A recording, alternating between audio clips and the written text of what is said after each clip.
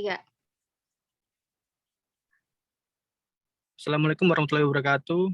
Di sini kami dari kelompok 3.5 yang akan membahas kasus tentang Gutner Brother In. Sebelum ke materi, perkenalkan kami beranggotakan dua orang. Yang pertama saya sendiri, Muhammad Aji Pangestu, dan rekan saya, Reza Adela. Baik, langsung saja ke materi.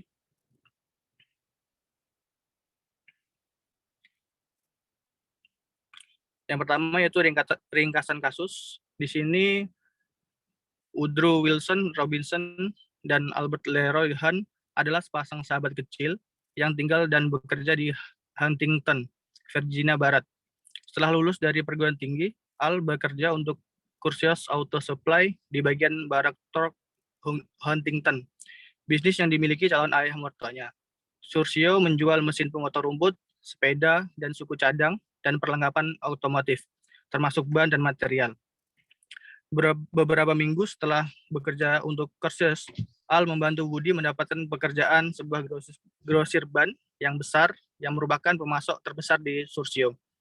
Gutner Brother Inc. menjual ban dari semua jenis dari ukuran di 14 lokasi yang dimiliki oleh dua bersaudara, TJ dan Ross Gutner. Next. Selanjutnya, Gutner Brother mempekerjakan Woody untuk bekerja sebagai salesman untuk lokasi Huntington-nya. Woody mempunyai kebiasaan berjudi sampai meminjam uang dalam jumlah besar untuk modal berjudi Woody. Menemukan ide untuk menyelamatkannya dari masalah keuangannya. Dia memutuskan untuk memulai mencuri dari majikannya. Gutner Brother, salah satu alasan Woody memutuskan untuk mencuri dari majikannya adalah kemudahan yang bisa dilakukan.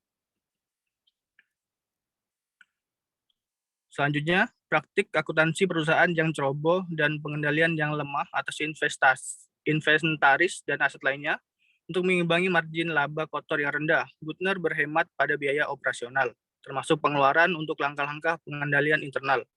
Untuk menghemat biaya tenaga kerja, Gutner tidak melakukan pemisahan tugas. Seorang manajer penjualan mengawasi karyawan lain di setiap outlet dan juga bekerja di distrik penjualan. Staf yang tersisa biasanya termasuk 2 tenaga penjualan, resepsionis yang merangkap sebagai sekretaris, pemegang buku. Selain gembok, Gutner juga hanya memberikan sedikit keamanan untuk inventaris bannya. TJ dan Russ Gutner sangat bergantung pada kejujuran dan integritas karyawan yang mereka bekerjakan. Kurangnya otorisasi dalam proses bisnis Gutner juga menambah kemudahan untuk dilakukan penipuan.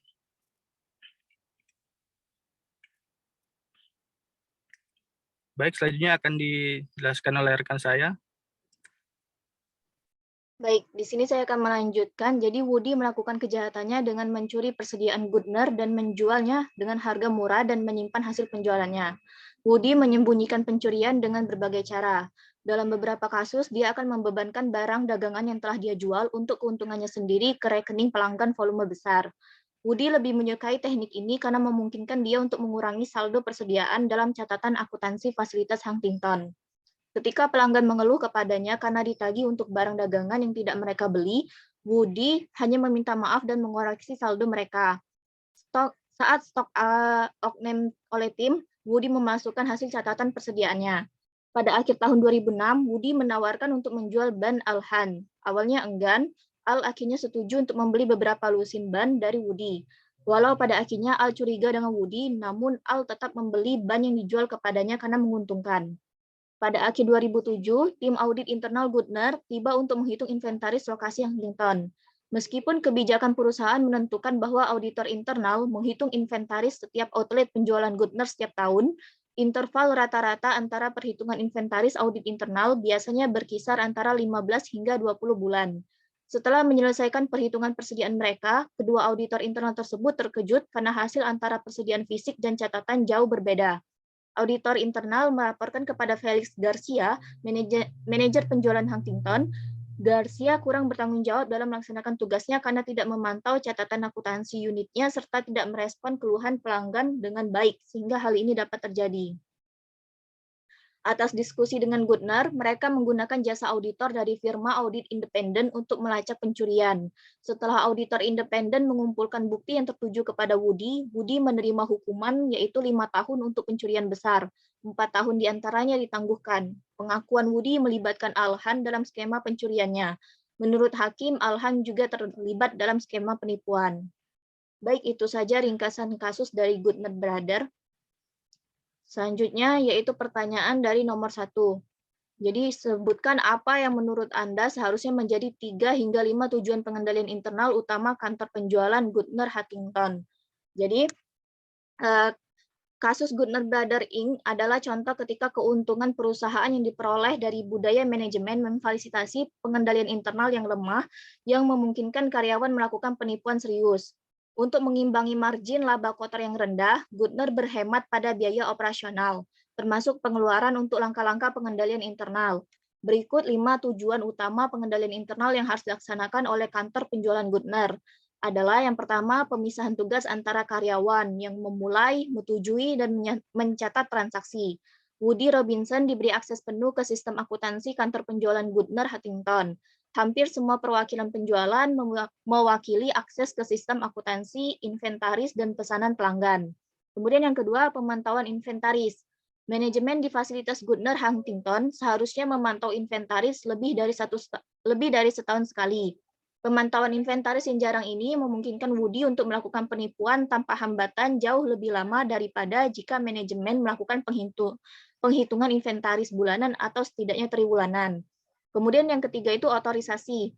Manajemen harus memiliki otorisasi pada proses transaksi untuk mengawasi dan menyetujui arus transaksi.